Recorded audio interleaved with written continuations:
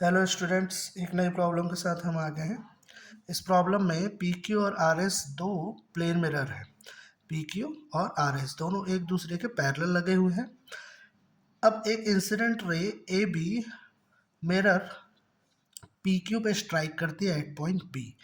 अब स्ट्राइक करने के बाद ये रिफ्लेक्ट होती है B C.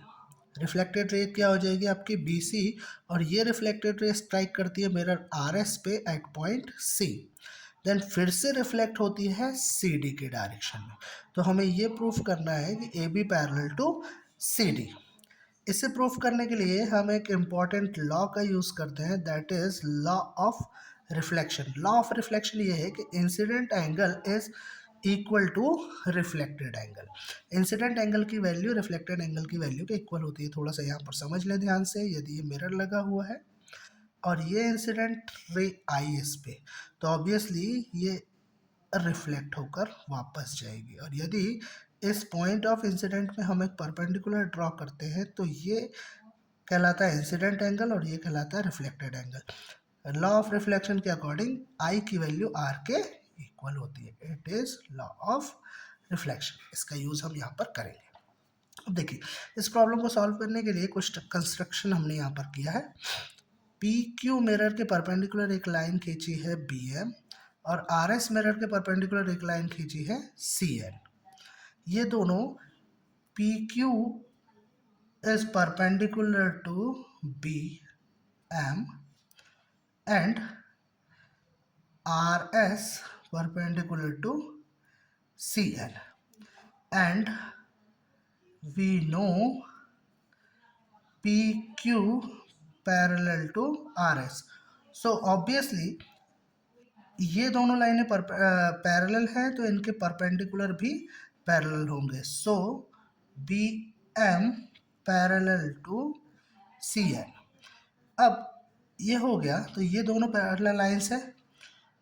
Now B M parallel to C N and B C is transversal. B C is transversal. B C transversal है, तो हम ये बोल सकते हैं दिस एंगल। यहाँ पर हम चार एंगल बना लेते हैं। ये एंगल ए, ये बी, ये हो गया एंगल सी, और ये डी।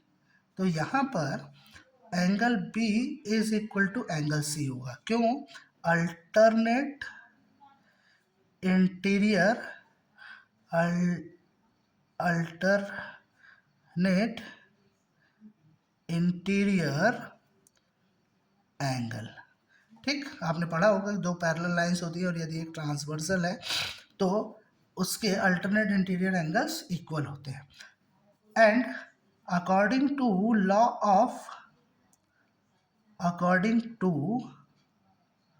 law of reflection क्या हो जाएगा? Angle A is equal to angle B and angle C is equal to angle D.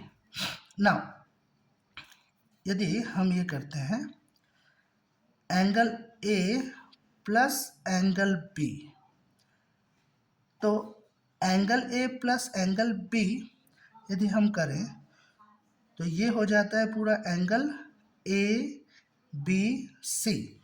और यदि हम angle C plus angle D करें तो angle C plus angle D हो जाता है angle C angle D C B. ठीक है। Now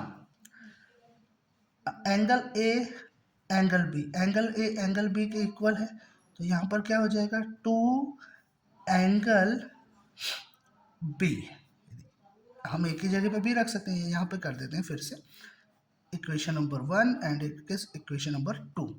according to equation number 1, अब देखिए ए और बी इक्वल है, तो angle B plus angle B is equal to angle A B C. तो यहाँ पर हम लिख सकते हैं angle two angle B is equal to angle A B C. ठीक है। Now according to equation number 2, angle C किसके इक्वल है? एंगल सी डी के इक्वल है ना। तो एंगल सी प्लस डी के प्लेस में एंगल सी लिख दो, तो एंगल डी सी बी, ठीक है। अब ये इससे क्या हो जाएगा, two angle C is equal to angle D C B.